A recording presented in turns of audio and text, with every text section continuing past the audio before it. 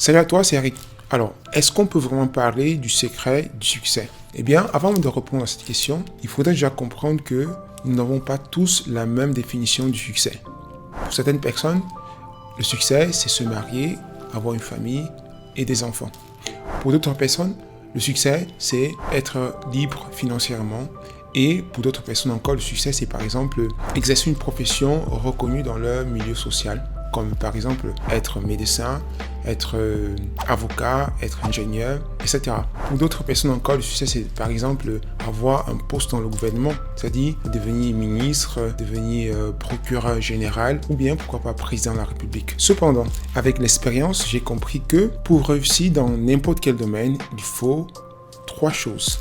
La première chose, c'est une instruction appropriée. Il faut s'éduquer, il faut se former. On ne peut pas se réveiller du jour au lendemain et réussir dans un domaine sans avoir une éducation appropriée.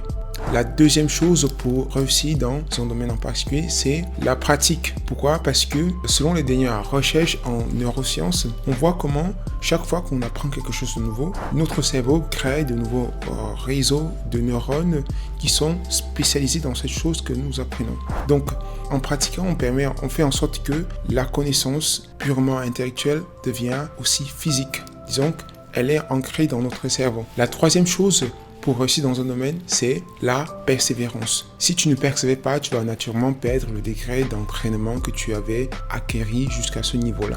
Donc, les 3 choses qu'il faut pour réussir dans n'importe quel domaine sont l'éducation, 2, la pratique, l'exercice, l'expérience, et 3, il faut persévérer. Pourquoi? Parce que persévérer fait en sorte que ce réseau de neurones qui est en train de se former se consolide encore et encore jusqu'à ce que cette aptitude devienne tout à fait automatique. Maintenant, parlant de secret du succès, la première chose que je dirais, c'est que nous avons tous à la base la même capacité de réussir. Pourquoi? Tout simplement parce que nous avons tous un cerveau capable de créer notre idée du succès, c'est-à-dire qu'est-ce qui peut faire en sorte que nous sentons un succès, que nous sentons que nous avons réussi. Qu'est-ce qui nous plaît à nous? Qu'est-ce qui nous fait vibrer? Donc à la base, nous avons tous la même capacité de réussir parce que nous pouvons tous imaginer quelque chose. Nous pouvons tous imaginer un monde qui serait parfait, un monde idéal dans lequel nous aimerions vivre. Maintenant, la différence entre les personnes qui réussissent dans la vie et celles qui ne réussissent pas se trouve au niveau de l'identité. Celles qui réussissent ont une identité à succès et celles qui ne réussissent pas ont une identité qui ne permet pas de faire ce qu'elles veulent vraiment faire. Je m'explique, l'identité est formée de 3 éléments en particulier. 1, ce sont les croyances. 2, les émotions. 3, les habitudes. Donc, les personnes qui réussissent ont des croyances vis-à-vis de la réussite. Elles croient qu'elles sont capables de faire telle ou autre chose. Pendant que les personnes qui ne réussissent pas, elles se disent tout le temps « Non, je ne suis pas capable, non, ça ne va pas réussir, non, qu'est-ce qu'on va dire, non, je n'ai pas les moyens, etc. » Donc, elles ont toujours des excuses. Mais ces excuses-là, à la longue, sont devenues des croyances qui font en sorte que leur identité est implémentée d'une certaine façon. Les personnes qui réussissent éprouvent des émotions différentes de celles qui ne réussissent pas. Dans la majeure partie du temps, elles se sentent enthousiastes, excitées, elles sont pleines d'énergie, vigoureuses, pendant que celles qui ne réussissent pas, elles se réveillent du matin avec peu d'énergie, déprimées. Elles sont en fait confuses, elles ne savent pas ce que la vie leur réserve. Maintenant, parlant des habitudes, les personnes qui réussissent ont des habitudes à succès. La majeure partie d'elles, on sait, elles se réveillent très tôt le matin.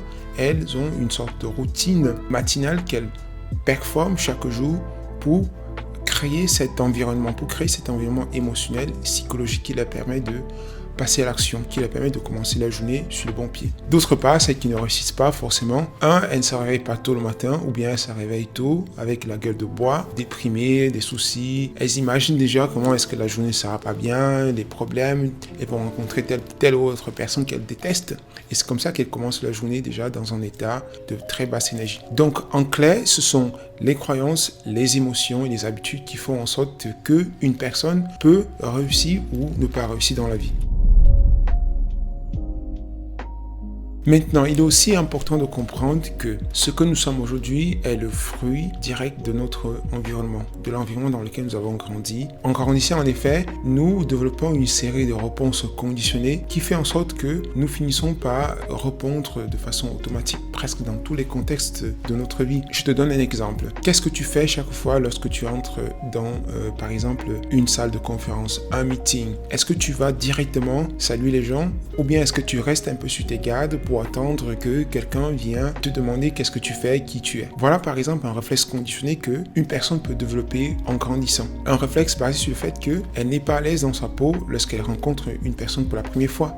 De la même manière, nous avons tellement de réflexes conditionnés, des habitudes que nous avons développées en grandissant qui font notre personnalité, qui font ce que nous sommes aujourd'hui et qui font en sorte que notre réalité est exactement telle qu'elle est. Donc si tu ne parviens pas à vivre la vie que tu veux exactement vivre, c'est juste parce que ton identité actuelle t'en empêche. Et c'est pourquoi je dirais que en réalité la seule limite à ce que tu peux être, faire et avoir est la limite que ton identité t'impose. Et par conséquent, si tu veux prendre le contrôle complet de ton destin, il faut que tu prennes le contrôle total de ton identité. Il faut que tu sois disposé vraiment à agir sur tes croyances, sur tes émotions, sur tes pensées et sur tes habitudes. D'autre part, ce qui est vraiment désolant dans la vie, c'est que personne ne nous apprend comment contrôler nos pensées, nos émotions, comment créer de nouvelles habitudes positives qui nous permettent d'obtenir les choses que nous voulons vraiment. Et cela fait en sorte que nous finissons presque toujours à nous rendre la vie plus difficile qu'elle n'est vraiment. Est-ce que tu as l'habitude de te culpabiliser tout le temps pour telle ou autre chose? Est-ce que tu as l'habitude de te rabaisser? Est-ce que tu as l'habitude de te focaliser sur ce qui ne va pas dans ta vie plutôt que sur ce qui va? Eh bien, tout cela, c'est à cause de ton identité. Et le pire dans tout cela, c'est que dans la majeure partie des cas, tu n'es même pas conscient de ce qui est en train de se passer. Tu agis de façon automatique, un peu comme une machine. Et la conséquence directe, c'est que tu ne parviens jamais à faire quelque chose de vraiment nouveau. La vie est toujours la même, les mêmes événements, les mêmes personnes, etc., etc.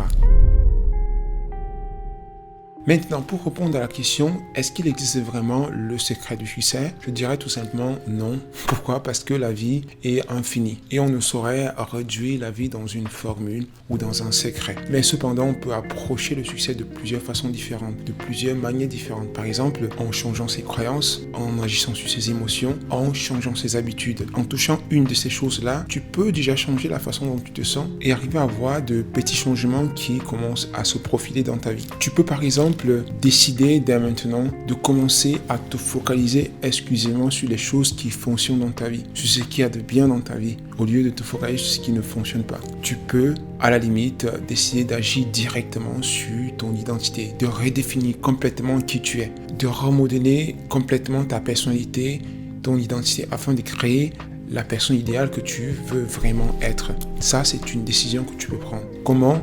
En te posant déjà ces 3 questions. 1. Qu'est-ce que je veux vraiment? 2.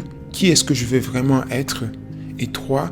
Quelle est la première chose? Quelle est la chose la plus importante que je peux faire pour être qui est-ce que je veux être et obtenir ce que je veux vraiment? Ensuite, tu dois créer un plan d'action. Un plan qui te permet de pouvoir implémenter cette nouvelle identité afin d'obtenir cette chose-là que tu veux vraiment. C'est aussi simple que ça. Et bien évidemment, ce plan doit te permettre de travailler soit à l'intérieur de toi, sur tes états d'esprit, tes états d'âme, sur tes croyances, tes émotions, mais aussi à l'extérieur de toi, sur tes habitudes et surtout sur des actions spécifiques que tu dois entreprendre pour accomplir des tâches particulières qui vont te permettre de réaliser tes objectifs, tes projets, bref, ce que tu veux afin de rapprocher de plus en plus vers ta réalité préférée, mais surtout afin de consolider cette nouvelle identité que tu es en train de créer petit à petit.